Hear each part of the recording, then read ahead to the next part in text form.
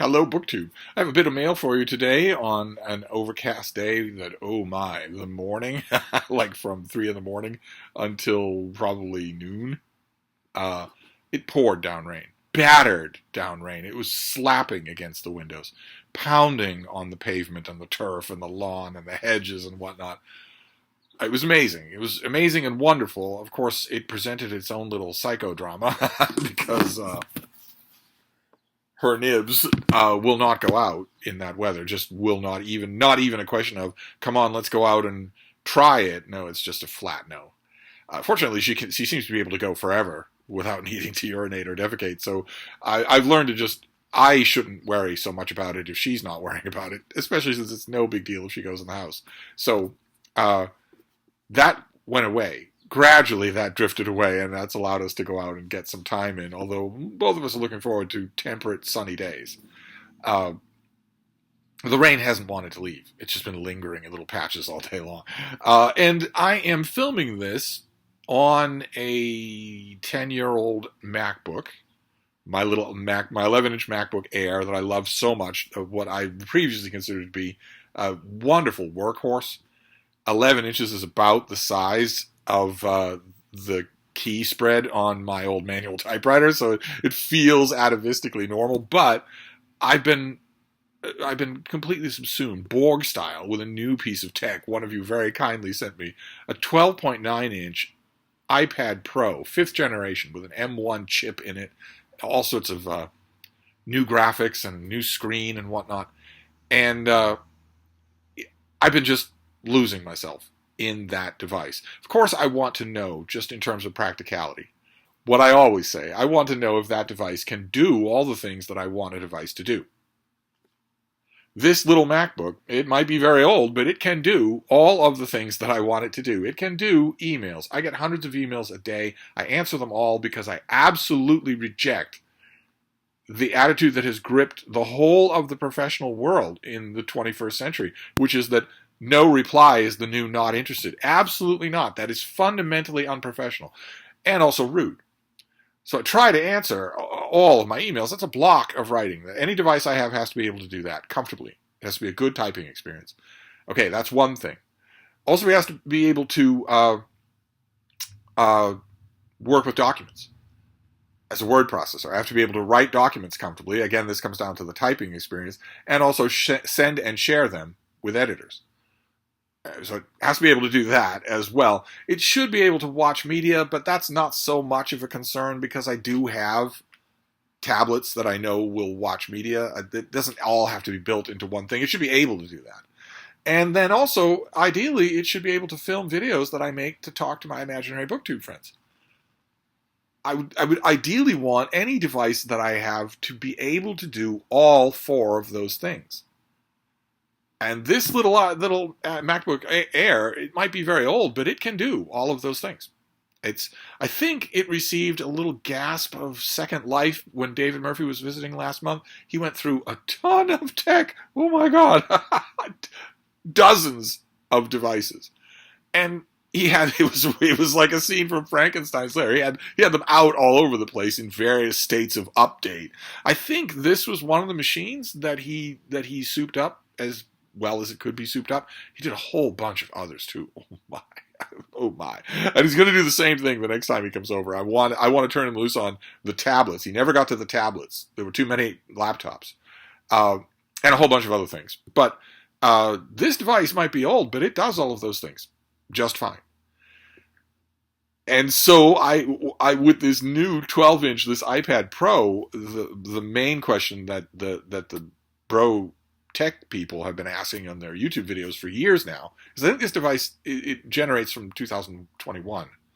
The main device that they've been asking is, can you use it as a substitute for your MacBook? Will it do everything your MacBook will do? So I've been putting it through its paces. I revamped it, of course. I got it, I showed it, I got it in the mail yesterday, and it was in its raw reset condition. It had its time set to Cupertino and all the usual bloatware and whatnot. So I had to go through it and format it for my liking. Get rid of as much bloatware as possible. stuff all the non-deletable bloatware into one little file that I'm never going to look at again and bury it somewhere on the desktop. I had to reset the time, reset the date, go into the settings and disable all notifications, disable all device tracking services, disable Siri or anything like that, disable all the stuff that is designed to make me the servant of the tablet instead of the tablet my servant. I had to go through the settings and get rid of all of that, just junk, all of that. I had to link up my App Store account and download all the apps that I live and breathe on and see how they would work on this device. I had to get used to it came with the 12.9-inch iPad came with a Logitech combo keyboard. So it's a case that entirely covers the iPad, but it has a detachable keyboard that you can lock on there. It draws its power straight from the iPad. It's not a Bluetooth keyboard. And you can reverse it to put it on the back of the iPad where you're not touching the keys. I had to accustom myself to all of that. And I did the overnight emails, and they worked just fine. Oh my God, it was as simple, as comfortable as could be. A really good keyboard on that Logitech thing. It's really good. I like my keys nice and mushy. I pound on the keys, so I want them to be like couch cushions. I want them to be able to take some punishment without being just a flat board. And editing documents, editing and filing, writing, editing and filing documents, that all worked fine too. So the hurdle was filming, because I'm not so much worried about reading on this device because I have my little blue Kindle and that works just fine. It's light as a feather. It's always with me. Another question would be watching stuff, which is, I admit, a little easier on the MacBook because you've got a port where you can just stick in a thumb drive. But I'm finding ways to make it work. This iPad's visuals, oh my God, the iPad Pro's visuals are amazing. If you want to watch content, which I don't often want to do, I definitely want to watch it on that as opposed to any other device that I have. So I'm working at ways to make that compatible with some of the file formats that I get. I don't think it's going to be that much of a problem. And it's not like it's going to be that much of variety because I'm not watching anything except Boy Kills World over and over and over and over and over again. I've probably watched it 30 times so far, and I can't get enough of it. So I swear, every time I finish a rewatch of it, I expect that I'm going to have blood splattered on me, the way it's splattered on all the characters. But I'm slowly acclimating myself to that device, and today I made a Friday Reads video on that iPad Pro just to see what it would be like. As far as I can tell, it worked and looks and sounds just fine. The only way that I'm going to know is when we all watch it together side by side in my daily feed of uploads. So I'm doing this on the old MacBook to have a sort of index of comparison. I thought we'd do mail. And the reason I didn't do mail on the 12-inch iPad is because you can't redo a mail haul. So if something did go wrong, I know that it will work on this device. I didn't know for sure that it would work on that one. So we've got a few packages here to go to. We end in a great big box, but there's no chance it's going to be another iPad. It's going to be just boring old books. So let's see what we have here for this first one. It's in one of these plasticky white envelopes that never want to come quietly. Let's see what we have here. Oh, right. Okay. All right. This is a paperback reprint, right? This came out last year, I think. I'm pretty sure that it did. Yeah, this came out last year because it's covered in blurbs. This is My Father's House by Joseph O'Connor. A lot of you read this book, I'm sure. And this comes out at the end of April as a $20 paperback.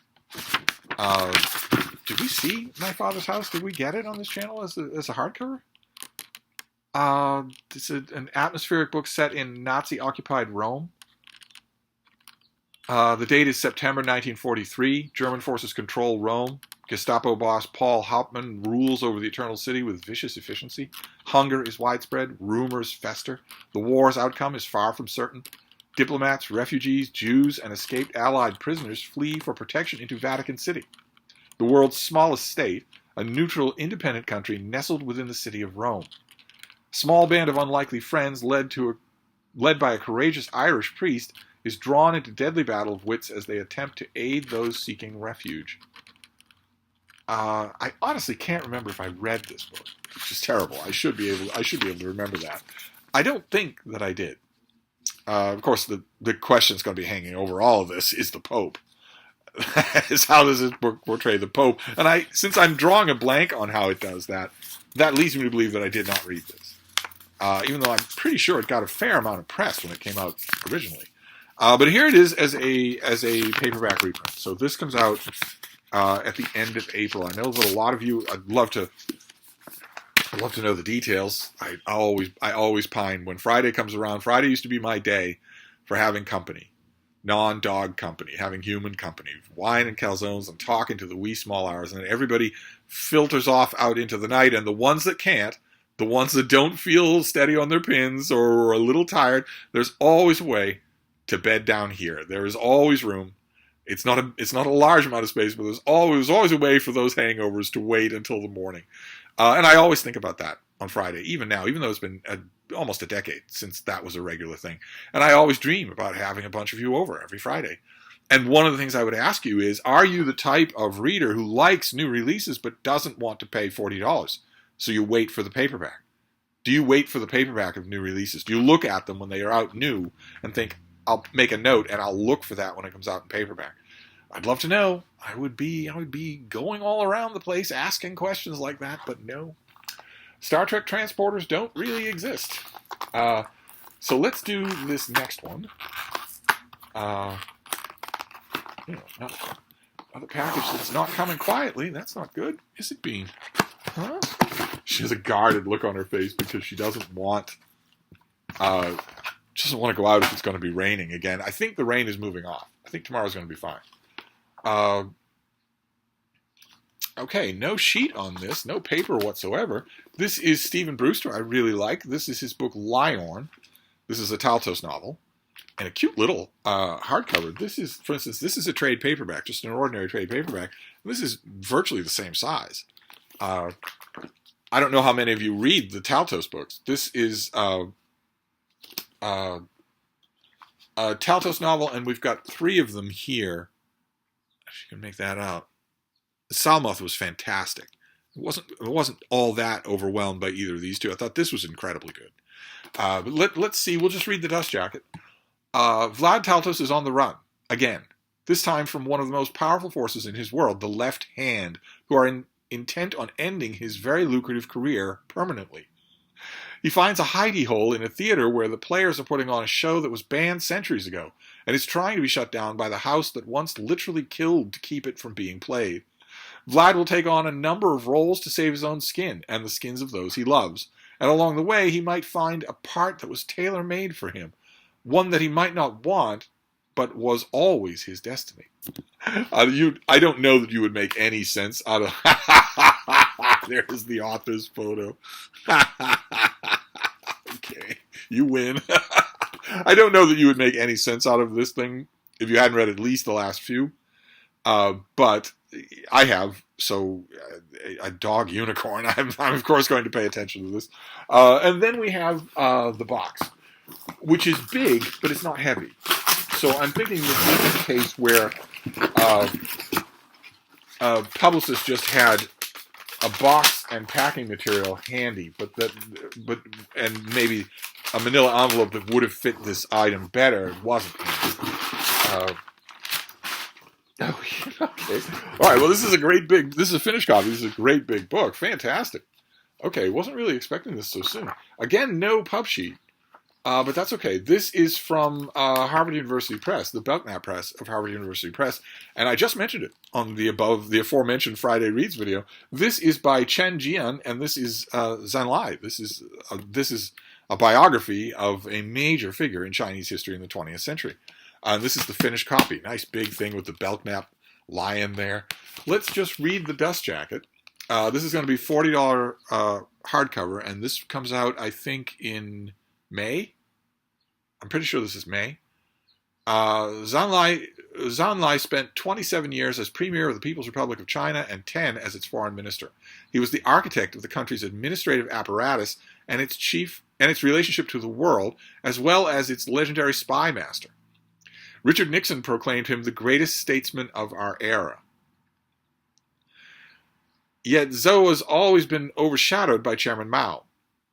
This biography brings him into the light, offering a nuanced portrait of his complex life as a revolutionary, a master diplomat, and a man with his own vision and aspirations who did much to make China, as well as the larger world, what it is today. Born to a declining Mandarin family in 1898, he received a classical education and as a teenager spent time in Japan. As a young man, driven by the desire for China's development, he embraced the communist revolution as a vehicle of China's salvation. He helped Mao govern through a series of transformations, including the disastrous Great Leap Forward and Cultural Revolution. Yet, as the author shows, he was never a committed Maoist. His extraordinary political and bureaucratic skill, combined with his centrist approaches, enabled him to mitigate the enormous damage caused by Mao's radicalism. I have already made essays into this in the trade paperback that I have. The trade paperback has seen better days. I'm very happy to have the finished copy for what I'm hoping is an extensive critical apparatus. Oh, you've got to be kidding me. Oh my God. Oh my God. You've got to be kidding me. There is no bibliography in here. Okay, as I mentioned, the Belknap Press of Harvard University Press, as I mentioned, this is just a disastrous new trend, a fad that is happening in academic, serious works of history and biography that are showing up with no bibliography. A bibliography is a standard part of this enterprise. If you don't have it, your book is incomplete. Okay? If you don't have it, your book is incomplete. The excuses that I've heard from publicists range from the silly to the ridiculous. I don't want to have to go crawling through your endnotes, assembling a bibliography of titles that you consult. I want to see your bibliography of everything that you did, the books, the articles, secondary literature, all of it. And one of the excuses there is no excuse for this. This is an unfinished work. It is simply professionally inexcusable not to have a bibliography as part of your work of history or biography. One of the excuses that I've heard is that it's expensive. And I don't know how much I believe that one way or another. I'm pretty sure that on Fiverr you could get somebody to do a bibliography. They'd be happy for the money and it would be better than nothing. I'm not so sure how much I believe that. One thing that I will say in response to it, in this case, is feel free to go to the Google machine and ask it what Harvard's endowment is. I guarantee you it's enough money for a bibliographer. It's enough money for somebody to assemble a bibliography of this work, which is going to be a landmark that is going to be of precious little help to the secondary scholars who come along to it. Unless they want to crawl, to beetle, to lawn mow their way through the endnotes, assembling a bibliography themselves. But the work, I'm really enjoying. The bits and pieces of it that I have dipped into in the advanced copy, I've really enjoyed. I have held off reading, really grappling with the advanced copy because I just reflexively think that the advanced copy, the review copy of any work like this, is going to be drastically incomplete because it's not going to include the secondary material. And I'm going to want to look at the secondary material. You'd think by now, after 4 or 5 years of this crap, that instinct would be gone because this is essentially the advanced copy. It doesn't have the secondary material. It might have illustrations, maybe. I'm very happy to have this finished copy. Very happy. I'm sure I will grapple with this once I take the dust jacket off. This will be a lot more durable than my advanced copy anyway. And you've already heard my rant about this. This is not a finished work. There's a part of it that's missing. If this had been printed without the endnotes, without the textual notes, no one in the world would defend that. No, if someone would say, well, what is this, a Fox News type book? Why doesn't this have endnotes? Why does this have a critical apparatus at all? If it had been printed without an index, people would say the same thing. What on earth? Well, it's printed without a bibliography.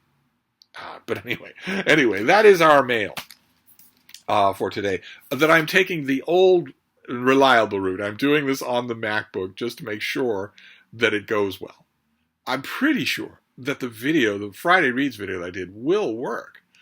And then, of course, if it does, if it uploads and it works just fine and I can fiddle with it in YouTube Studio, not to edit or anything, but just to add my email and whatnot, if that all works and then I can just hit publish and make it public, well, then I know that that will work. And so then the next question will be, can I film 5 videos all at the same time and upload them all at the same time to YouTube? I don't see why I wouldn't be able to do that. The processors, the sheer power of the processors in that iPad Pro is 10 times the power of what's on this MacBook, and I can do it on this MacBook. And then there's the question of live streams. Can I live stream on that iPad? And will I have any control over how it uploads or whether or not it uploads? Little things like that. The problem with consuming media on it, which I think a large part of what it's made for gaming as well. The strength of the processors and the greatness of the graphics is meant to appeal to the gaming crowd. But the draw here is to watch stuff on it. But when I watch Boy Kills World, I like to watch it full screen to get every last splatter of blood and brains and viscera. I like to watch it on the full screen. And if I do that on the iPad Pro, well, then I can't do anything else. I mean, I love watching Boy Kills World over and over and over again, but I'm not just sitting there staring at it. I mean, obviously, I want to do other things while I'm watching that. I don't know. If I do that on the iPad Pro, I think that will shunt it into a little box in the bottom corner or something like that. So it might just be a question of when I want to watch that movie over and over again, and I'll want to watch it a couple of times today again, that I'll have to watch use 2 separate devices. So I'll be working on the MacBook Air or my 11-inch iPad, and I'll be watching something on the big iPad. I don't know. It'll work itself out. I'm not done domesticating that big iPad Pro yet. It's got to have all my apps. They've all got to work the way I like them. I've got to explore new apps that I'm not using on the 11-inch iPad because the 11-inch iPad is butting against the ceiling of its storage. I can't add much more to it of any kind. This thing has a vast amount of storage. I'm never going to butt against the ceiling there. So I have to go back and think about all the stuff that I don't have on the 11-inch iPad that I want on the iPad Pro. Now that it will fit and the processor can handle it and there's plenty of storage. But anyway, so we have the finished copy of Zen Lie. This is fantastic. We have Liorn by Stephen Brust, who I imagine he has some fans out there. He's pretty much doing his own thing now, and I'm not really sure how understandable a lot of that would be if you're not on board with him. He's got a huge audience that is on board. Vlad Teltos is a terrific character. And then we have My Father's House by Joseph O'Connor in paperback now, or in paperback soon, about refugees at the Vatican during World War II. So I'm trying to remember if I read it. I'm not 100% sure if I did or not. I'll know as soon as I'm finished with the first chapter. I'll know. But anyway, that's the mail. I'm pretty sure that this video will work. So I will wrap this up and upload it in the normal way. And I will see you soon. Thank you, BookTube.